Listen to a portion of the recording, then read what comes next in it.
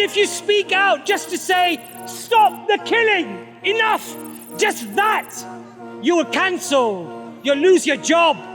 You can't even say, stop the murder, stop the killing. Even that thorn is so painful to the American administration and the leadership and the media that you're cancelled. The descendants of the Canaanites, the Amalekites. And it says specifically that you have to wipe out these people, commit genocide on them. The Bible clearly states killing the men, the women, the children, even the donkeys and the ass.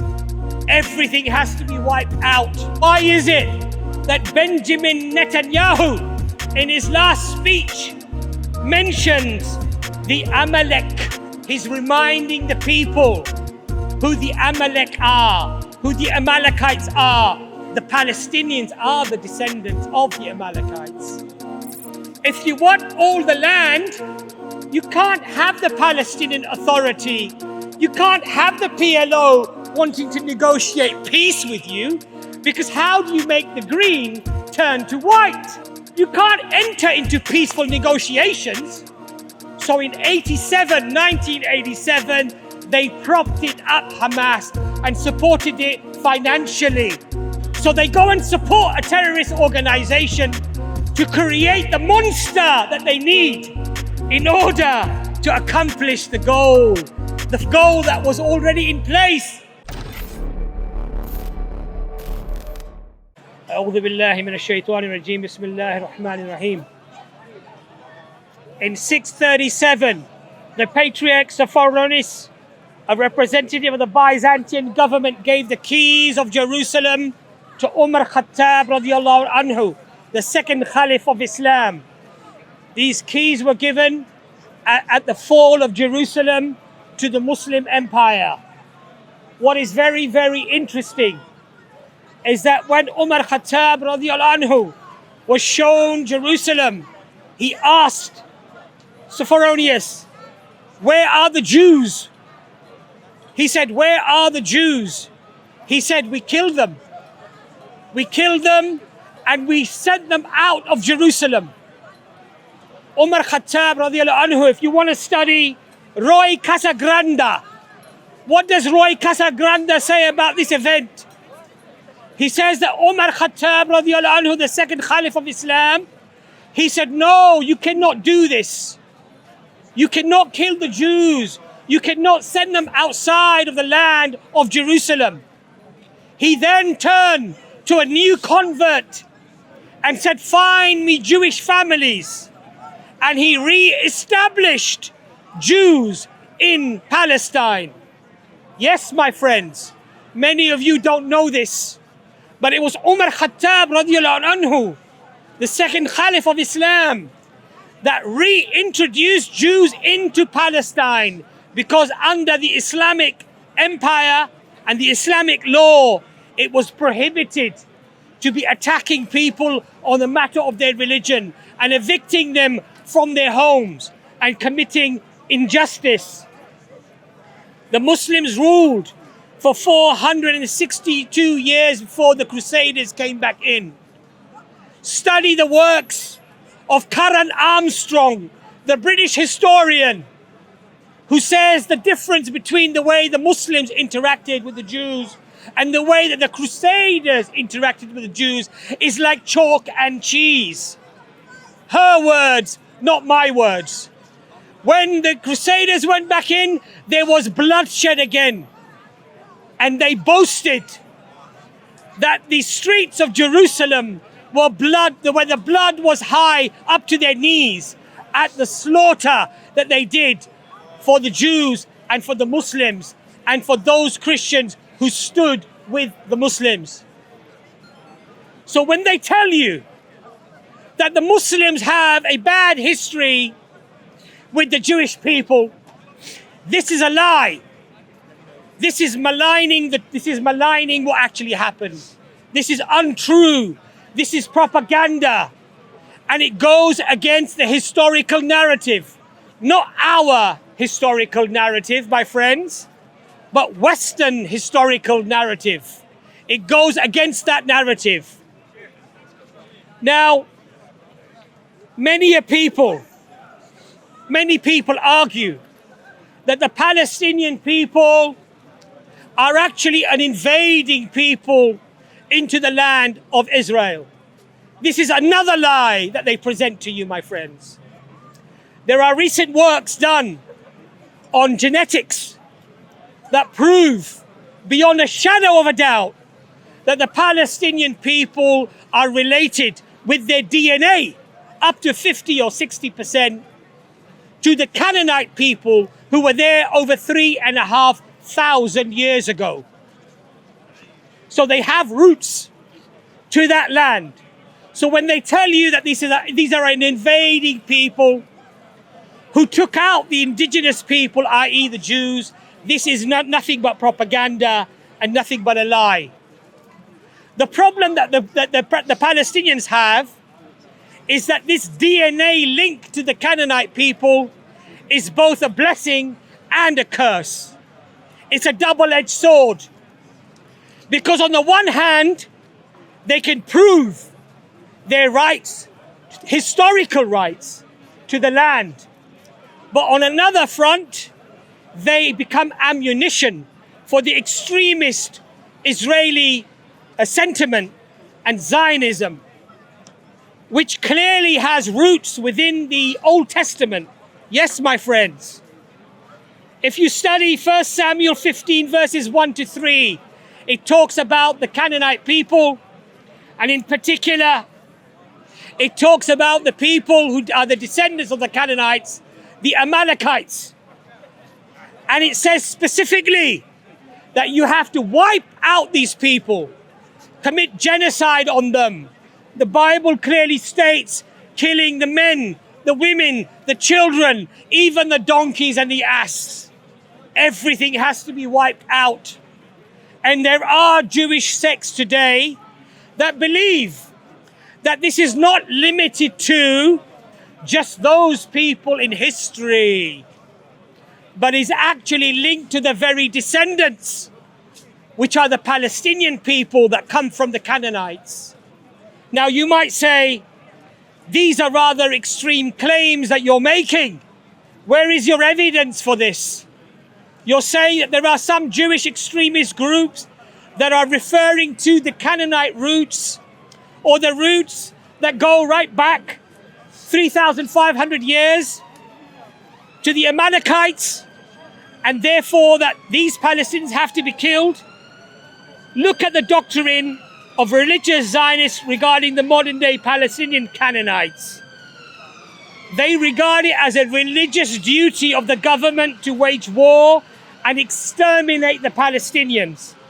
If you look at the works of Rabbi Abraham Kook, his son Yehuda Kook, Rabbi Shlomo Aviner, they all cite these teachings and justify the genocide and the ethnic cleansing of the Palestinian people. Now you might say, those are rather extreme views. They're not mainstream. They're not mainstream. These are just a few factions. Then why is it that Benjamin Netanyahu, in his last speech, mentions the Amalek? Why did he mention this word? What was this dog whistle for? He's reminding the people who the Amalek are, who the Amalekites are. The Palestinians are the descendants of the Amalekites. In fact, what he's doing, he's sanctifying and encouraging and authenticating the genocide by linking it back to biblical texts and historical issues. So these are not fringe arguments. These are not extremists on one side. This seems to be a mainstream drive that the Israelis, many of the Israelis, and I don't want to be unfair and say all, because that would be unfair, but there is a significant number who are citing these verses. And you have on record, you can go and search it for yourselves, where rabbis are saying, kill their men and their children and even their babies and their children and their women, and show them no mercy. And they're quoting these biblical verses. So these are not fringe arguments. I want to refer you to a recent video released on Blogging Theology by Brother Paul. It's a very, very informative video about this topic and just how this pernicious idea has found itself within mainstream Israel. The video is titled Radical Judaism and the Attack on Gaza. Go and search this video and watch this video. My brothers and my sisters, there is only one way to describe what's happening today in Palestine. There is only one way to describe it. Does that look like self-defense to you from here to here? Does that look like a nation that's under attack and is defending its right to exist? It doesn't look like it to me. That to me looks like a complete takeover. That to me looks like cleansing a people of their land, of their dignity, of their rights. How else can you explain this picture? They say a picture speaks 1,000 words. I'd say this picture speaks 1,000,000 words. And every word is oppression. Every word is ethnic cleansing. Every word is a society, a people that have deliberately orchestrated this denial of the existence of the Palestinian people and have ethnically cleansed them. There is no other explanation to this. This is not self-defense. This is not defending your right to exist. This does not show a people who were interested in any peace process or any negotiation to share the land. This does not look like sharing anything, my friends. This is pure, unadulterated occupation. This is ethnic cleansing, and there is only one way to explain that, my friends.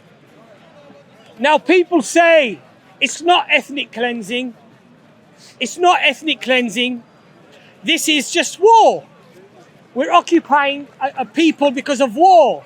Let's look at the definition that has been widely adopted and accepted and has been cited when we have taken people to The Hague for ethnic cleansing and for war crimes. The definition of ethnic cleansing is the mass expulsion or killing of members of one ethnic or religious group in an area by those of another. Tell me, my brothers and my sisters, that that's not happening here.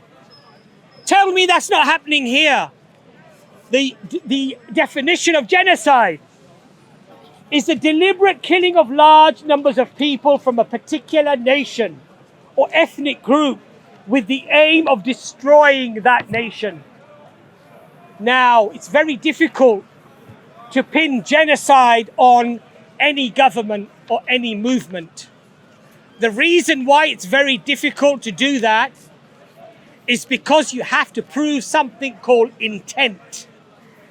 You have to prove that they had intended to do this before you can prove it. Now, I want you to remember these definitions because we're going to go back to these definitions. Now, people say that these poor Jews from all around the world, they wanted sanctity somewhere, they wanted peace, they wanted to run from Christian Europe, which was annihilating them and killing them with the multiple pogroms. And so they wanted a home.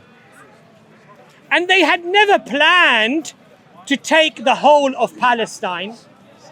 They had always intended to share it with their Palestinian brothers, they'll tell you. This is what they say to you. But this is another lie. This is another deception that they play. We have explicit sayings from Zionists before even the state of Israel was solidified by the United Nations in 1947. We have Joseph Witz was the director of the Jewish National Land Fund on December 19th, 1940.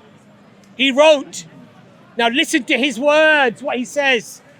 7 years before the United Nations even gave Israel to the Israelis, to the Jews, he says, it must be clear that there is no room for both people in this country. So when you tell me that this land was going to be shared, this is a lie. The intention from the very beginning was to take over the land. And as we can see here, a picture speaks 1,000 words, my friends, but this one speaks 1,000,000 words. That was the intention from the very beginning. I could go through a list of people, influential people who were at the onset, the people who were the influencers, the antagonists, the real propagators of the state of Israel and their comments. But it would be very easy for you to go and search that for yourselves, my friends. Many people who are saying, okay, but that was then, you know, of course we don't want the annihilation of the Palestinian people. We're just attacking Hamas. Then why is it that we have even today the former Israeli military officer at Israel's elite intelligence unit 8200? His name is Elihu Yossian. He called for an ethnic cleansing in Gaza on TV, on national TV. And again, there are countless statements that are made. Former Israeli ambassador to Italy, Dror Aidar, he proposes to destroy all of Palestine. Tell me these are not genocidal comments. And remember I told you that you need to prove intent. You need to prove that your objective is to do ethnic cleansing. You need to prove that there is an intent to do genocide. These people, influential people, people in government, the Prime Minister himself, they are saying things that qualify this intent. Now, we're being told that there can be no peace because of Hamas, that has been designated by the Europeans and Americans as a terrorist organization. There can be no peace because of Hamas, they claim. I just wonder how many of you know who were the main people that propagated and supported Hamas. Have a guess, my friends. Israel. Who could it be? Thank you. Thank you. Can you believe that? The very people that complain about an organization, they say a terrorist organization, that is a hurdle for peace, are the very people who established and supported it in the first place. Now you might ask the question, why would they support a group that they regarded to be terrorists? Why? Why would they do such a foolish thing? Because they realized that the PLO and the Palestinian Authority were trying to go down the peace process. They wanted the United Nations and the world to do justice for them. And they realized that they could not win a war, a battle with Israel that was a superpower and had another superpower that was its bully and its friend. So, to accomplish the goal, my friends, if you want all the land, you can't have the Palestinian Authority. You can't have the PLO wanting to negotiate peace with you, because how do you make the green turn to white? How do you steal all the land? You can't enter into peaceful negotiations. So in 1987, they propped it up, Hamas, and supported it financially. These are not controversial conspiratorial theories, my friends. Go and do the digging and the research yourself. So they go and support a terrorist organization to create the monster that they need in order to accomplish the goal that was already in place before even the formation of Israel. So you have to create the monster. Now you claim, look, we innocent people only want to live in peace, but because of this monster, that we financially supported, we now need to cleanse them and kill them and attack them. And whenever we bomb a hospital, and whenever you bomb a house or a building or a medical facility or a kindergarten, yes, kindergarten, we just say there's a Hamas fighter hiding inside that building, inside that hospital. And that's why we poor Israelis have to go and kill all these innocent people. We don't want to kill the people. Of course we don't want to do that. We're launching military-grade ammunitions that were designed for a battlefield to destroy bunkers, my friends, bunkers that are reinforced with meters of concrete. And we're going to throw those munitions on a civilian population. But we don't want to hurt the population. We don't want to kill the people. We just want to kill these bad Hamas boys that are hurting us. The same Hamas that we supported financially in the 1980s to create the very monster in the first place is the ones that we are going and bombing. But we don't want to hurt the people. We respect the people. We want to look after their interests. My friends, how foolish do you have to be? How blind must you be that you can't see what they're doing there? How blind must you be? How many more excuses will you make for this bloodshed? How much more? How many more have to die before you start thinking to yourself, this narrative doesn't make sense to me, that maybe I'm being lied to? How many more must die? We have Avner Cohen, a former Israeli religious affairs official who worked in Gaza for more than 2 decades. You know what he said? Israeli, worked for the religious affairs official. What does he say? He says, Hamas, to my great regret, is Israel's creation. These are not the Palestinians that are saying this. These are not the Muslim Palestinians or the Christian Palestinians that are saying this. This is the Israelis themselves saying it. That our greatest regret is that we created Hamas. We created this monster. They wanted to stall the peace process. But in that, what they did, the roots of evil will always result in greater evil. When you plant evil, you will get evil. This is the result. This is what always happens. My message to my American friends across the pond. You fought many wars for independence, for your freedom, because you did not want to be enslaved to us, the British. Wars of independence, many died. You did not want to pay taxes to the British. You fought people for your own sovereignty. What has happened to you today, my friends? What has happened to you today? Where is your sovereignty? You hang the American flag, yet there is another flag that shrouds your flag, that tells you what you can say, what you can do, and what you can't do. Did you know that you Americans spend 4 times more on providing Israel with its bombs and its missiles than you spend on food aid for your own people? How enslaved have you become? Your people don't eat, yet you provide bombs to kill innocent people thousands of miles away. How subservient have you become? How enslaved have you become that you starved your own? You starved your own people to go and kill and starve another people thousands of miles away. And you wave your flags like it means something. You've become enslaved to a foreign power and you can't even see this for yourself. The Israeli lobby, go and study the Israeli lobby. How your sovereignty and your leaders have sacrificed. You sacrificed what your forefathers fought for your freedom, only to be enslaved to another country thousands of miles away, where you can't even speak out against what is happening. Even if you speak out just to say, stop the killing, enough, just that, you are cancelled, you'll lose your job.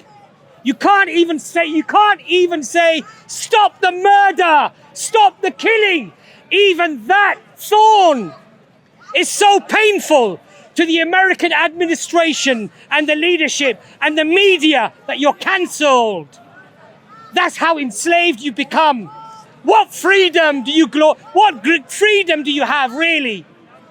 Really? This is freedom? I would say the Palestinian is more freer than you. Because even though he's bombed, even though his houses are being taken over and his buildings are bombed, the kindergartens are bombed, the hospitals are bombed, they don't bow to anyone. Yet you bow to a foreign power. They are freer than you. That's what I say. Any criticism to Israel in America, you're finished. You are absolutely finished. Go and see what they've done to models or to actors or anyone that has spoken out. You're immediately labeled as a hate preacher, someone with hate, a Hamas sympathizer, a terrorist sympathizer. They will shut you down.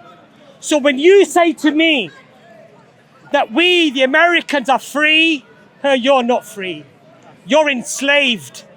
And I say shame on you that you are so enslaved, so convinced by this slavery that you can't even, you've not even realized this, that you can't even think about this for yourselves and realize that something is wrong here. My people are starving. I have an epidemic of drugs. I have an epidemic of homelessness. I have an epidemic of people who can't eat. Yet I will give 4 times my taxpayers' money, my taxes, to a foreign country. And you think that you're free? No, my friends, you're enslaved. A message to my countrymen. Yes, the English. We are not, unfortunately, we haven't escaped this ourselves. We haven't escaped this ourselves. We have Remembrance Day today. What do we remember? We remember the brave soldiers that fought against what? They fought against Nazis. They fought against pillage, rape, murder, killing, genocide. That's what they fought against. They fought so we would be free today. My ancestors that came from India, millions lost their lives in the Second World War as well. Perhaps lesser known fact. You only have to go a short distance from here and you will find a monument for the animals of war. We glorify the mules and the horses and the animals that played a part in the Second World War. Where's the monument for the millions of Indians that died in the Second World War? Or the Africans that died in the Second World War? Where are those monuments? Our lives, they don't seem to be worth more than the mule or the donkey. They have a monument on Park Lane, glorifying, and what does it say? They had no choice. It's true. The horses and the mules, they didn't have a choice. They didn't have a choice. But the millions of Indians that fought in the Second World War, many of them did not have a choice either. So where are the monuments for them? But that's a different subject, maybe for a different day. Why have we also become enslaved in England? Why have we become enslaved to a foreign power? If we in England called for a ceasefire, if we in England called for the murder and the killing to stop, we're cancelled as well. Social media will cancel you. EFDawah have had videos that have been cancelled, that have been shadow banned because they don't want this to reach the people. So if any of you want this video, email us at EFDawah and we will provide you with a high quality video that you can put on your channel. We're not interested in the clicks and the views and the money. We just want the words to get out. And so they're just silencing us. Our own government, when people want to march and simply say, stop the killing, how do they label us? Hate marchers. We are hate marchers. We are the hateful ones. We want the killing to stop, but we're the ones filled with hate.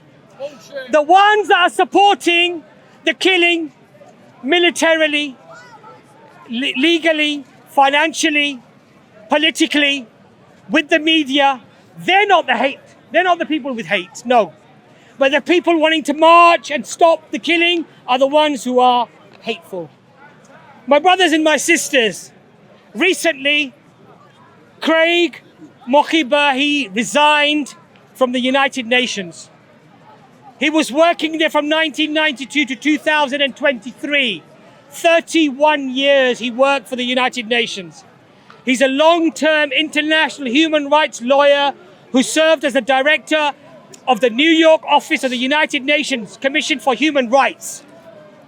He accuses the United Nations of failing to address what he calls a textbook case of genocide unfolding in the Palestinian Authority, in the Palestinian territories. A textbook definition of what is deemed genocide. Who is he? 31 years he worked as a lawyer in the United Nations. But they want to ignore people like that. They want to redefine human rights are. They want to redefine what ethnic cleansing is. They want to redefine these things so Israel does not fall foul. We have our own leaders, like Rishi Sunak, our Prime Minister. Now just hear these words and look at what has unfolded. When he visits Israel and he meets Benjamin Netanyahu, what does he say to him? These words I think are quite chilling. I am proud here to stand with you in Israel's darkest hour. Just think about that. And he said in the news conference to Benjamin Netanyahu, we will stand with you in solidarity. We will stand with your people and we want you to win. Looks like they've been winning for a very long time, doesn't it? That looks like winning, doesn't it? That was Palestine, and this is what's left. So I don't think they need much help from our Prime Minister to win effectively what amounts to ethnic cleansing and the complete emptying of the Palestinian territories.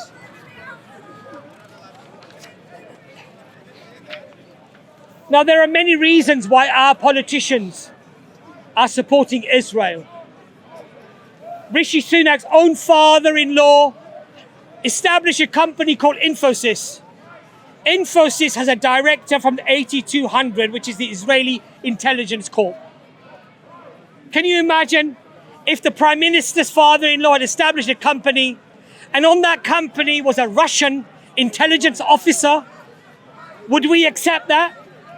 A foreign country with intelligence linked so closely to our own Prime Minister, but we turn a blind eye to this. Priti Patel, not so pretty in her actions, I would say. Priti Patel, the International Development Secretary at the time of Theresa May. She has 12 secret meetings with Israeli officials, including Benjamin Netanyahu, and she's forced out of government by the government of the time, Theresa May, only to be reinstated by Boris Johnson and now with Rishi Sunak. These people, if you imagine a high-ranking politician meeting a foreign government without even your own government knowing, what does that amount to? I say that's quite treasonous. This is treason. You're colluding with a foreign power without your even government knowing. But we, the British people, have seemed to have lost our sovereignty and our dignity, where we don't even care any longer. Now, I have a theory that's not prevalent at the moment out there. But I think it's a theory worth considering because there seems to be a lot of evidence pointing in this direction. Some of you might know Jeffrey Epstein, the prolific child trafficker. And He had a secret island and numerous houses around the world where he carried out his crimes. The problem is, he was not alone in carrying out his crimes. He had politicians, billionaires, media tycoons, influential media pundits, and high-profile lawyers, to name but a few. Now, what's very interesting, that the decades-long child trafficking and child raping and these influential people that he was very close with, there's a very important twist to the whole story. Former Israeli spy Ari Ben Marche claims that Epstein was working for Mossad, who set up many honey traps. Many honey traps. A honey trap is when you hide cameras, microphones, and you get somebody to do something quite illicit, something vulgar, something illegal, and then you use that as leverage. The question that I now ask, how many honey traps were set up? With how many of the billionaires, the media tycoons, and the influencers that we have around today? And how many of them are being blackmailed? There are high-profile cases already in court where very senior lawyers, Zionist lawyers, have themselves been accused of raping these underage women with Epstein. And those cases are going on. As a consequence, I'm not going to name any names because we don't want to fall into any legal issues here. There are many inconsistencies with the Israeli events on 7th of October. And again, I don't like to delve into conspiratorials or conspiracies. So what I am going to do, I'm going to quote Israeli sources. The former head of the Israeli military intelligence, Amos Yadlin, he claims that Israeli Prime Minister Benjamin Netanyahu already knew of the imminent attack. Muslims are not making this claim. The Palestinians haven't made this claim. This is an Israeli intelligence officer, Amos Yadlin, who's making this claim. Now the question arises, if they knew, why would they allow it to happen? My friends, you need a monster. You need an event. Just like the weapons of mass destruction, just like the justification for the war against terror that claimed the lives of 4.8 million innocent Muslims around the world. You need to have an outrage. So you have to allow certain things to happen so you can accomplish your ultimate goal, which is to show the world that all you're doing is you're defending yourself, while in fact, what you're doing is a takeover, which what you have been doing from the very beginning. Now, the Israeli intelligence officer is not the only one that challenges the narrative. We have a survivor, a Jewish survivor, Yasmin Porat. She was in the kibbutz that was bombed, where a lot of Israelis and Hamas operatives apparently died. On Israeli radio, live radio, she said that the Israeli forces indiscriminately shot at and bombed places where Hamas and the civilian population that were being held by Hamas. And therefore, she admitted on radio that many of the lives were lost because of Israeli actions. Now, the question that you need to ask yourself, these stories are not coming from the Palestinians. These are not coming from the Palestinians. These are not coming from Muslims or from Christian Palestinians. These are coming from Israeli sources themselves. These are coming from Israeli sources for themselves. If it's bullshit, go and do some research. Educate yourself. Don't just make stupid comments. Educate yourself. Now, let me ask you a question. Israel says, we warn the people to get out before we bomb them. We bomb. We warn them before we bomb them. Okay? This is what the Israelis are saying. Now just imagine this. If a Hamas operative is in a building and you warn that building that you're about to bomb it, who is the first person that's going to leave that building? Absolutely. Who? It's going to be Hamas that's going to leave, right? So does that even make sense to you? That you're claiming, on the one hand, that you are targeting only the Hamas operative, but then you're sending a warning that you're about to bomb, and you're sending warning bombings around that building that you're about to bomb that building. And then when you do bomb it, and you kill all the innocent people, you say, but we were only trying to kill the Hamas operative. Does that even make any sense to you? How can you be so gullible and so foolish to think that an enemy that you want to kill, you're going to give them a 1 day or 2 day warning that I'm about to bomb that place? It's absurd. It's absurd. Now, another fact, my friends, they've bombed tens of thousands of buildings.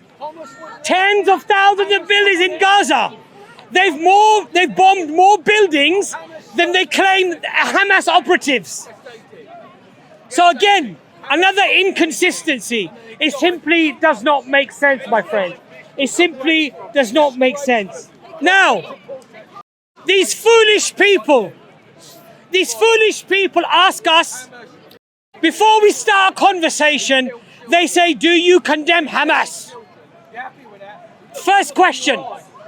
The first question they ask us, do you condemn terrorism? Do you condemn what happened on the 7th of October? This is the first question they ask us. Now, the question that I would like to ask, how dare you question my humanity? Because in reality, what you're asking me is, do I support the killing of innocent children? Do I support that? That's the question that you're asking me. Do you ever meet a stranger? Do you ever meet somebody that you don't know?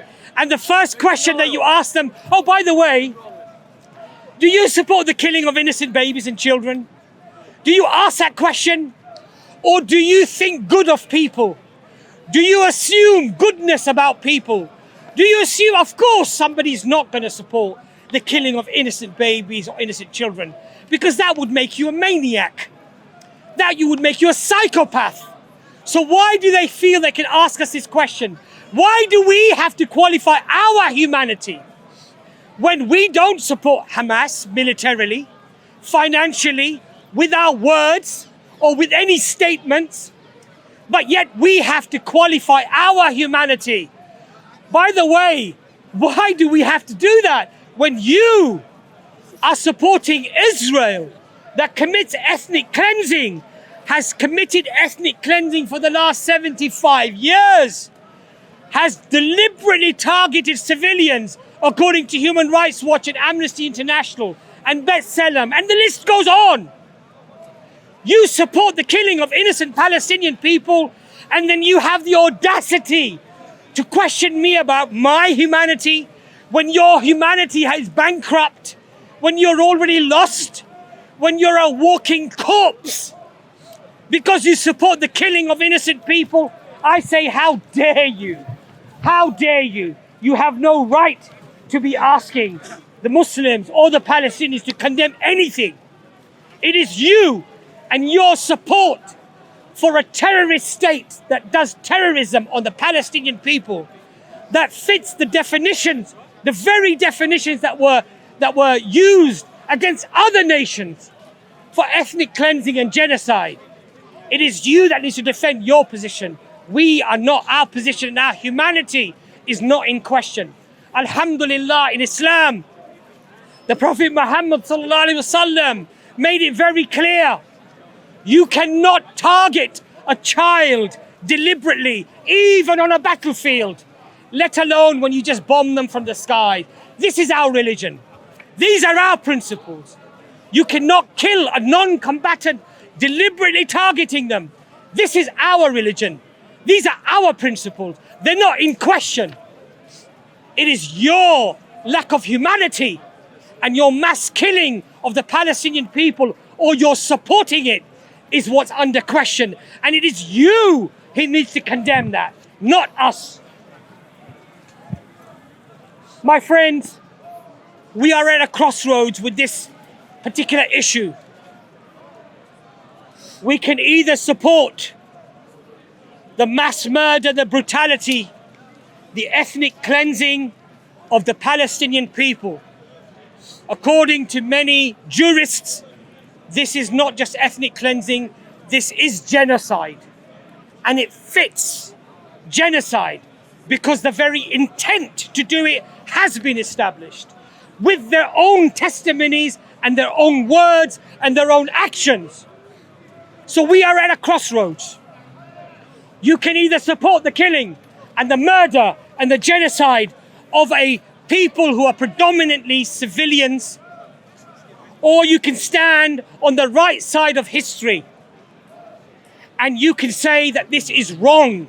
This murder, this killing, this genocide is wrong. The choice is not complicated. The choice is not complicated, but you need to have a heart and you need to have eyes to see. But if you are blind and if you simply want to feed your predispositions that the Arab is a savage, the brown man is a savage, and therefore what Israel is doing is right, then you can look throughout history.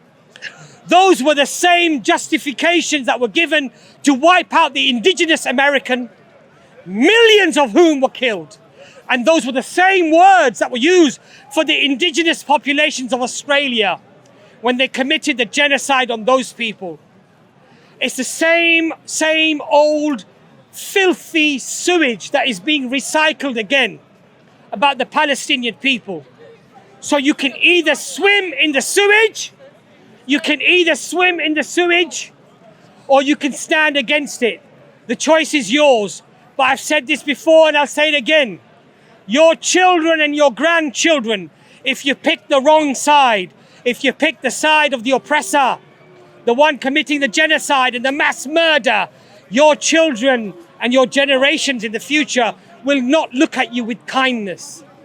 They will wonder as to why my father or my grandfather, my uncle or my aunt stood with the oppressor, with the one that committed the genocide and the ethnic cleansing. I hope that you stand on the right side of history and stand up for the people and join those who stood up for the indigenous American, for the indigenous Australian, for the African. They stood up against the public opinion that was justifying that genocide and the ethnic cleansing. They were the minority. I don't believe that today we are the minority, even though the media and the politicians are owned in the West by the Israeli lobbies. The people are not having it. And the majority of people are against this mass murder and this killing. So I hope that you open your eyes and you open your hearts and you see what is happening. My friends, this is ethnic cleansing. This is genocide. And no matter what words, no matter what trickery, no matter what linguistic gymnastics or rewriting of history you use, the map does not lie. This picture does not lie. They have taken over the entire land. There are only a few specks left, and they've already made it clear that they need to take what's left. This is textbook genocide, textbook ethnic cleansing. Stand up for the people who are the victims. Don't stand up for the perpetrators of hate, the perpetrators of genocide. Assalamu alaikum wa rahmatullahi wa barakatuh.